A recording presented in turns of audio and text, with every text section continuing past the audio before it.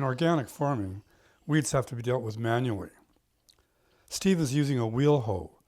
This tool cuts the weed below the surface. It is efficient and does the job with minimal soil disturbance. Steve will weed almost 2 acres this way, by hand.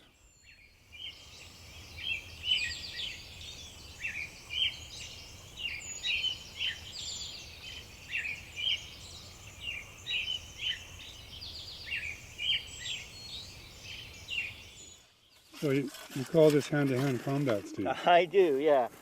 I'm reluctant to get down on my hands and knees to weed, but in the frames, I have to do it. Mostly outside the frames, I can use hand tools where I'm actually standing up.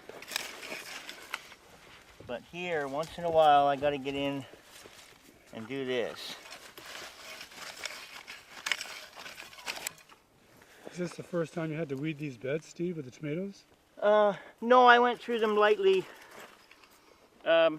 earlier when the plants were small and when I didn't have to get down on my hands and knees.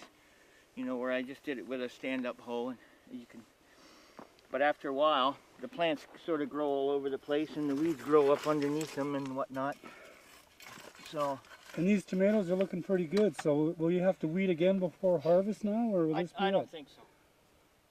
I don't think so, because a little bit of weed pressure at this point, I don't know. Sometimes I even think it helps a bit, because once in a while, if we get really hot sun, it'll prevent some sun scalding.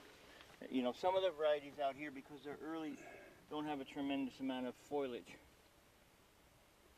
But no, I won't. I probably won't weed anyway, any more than I have to.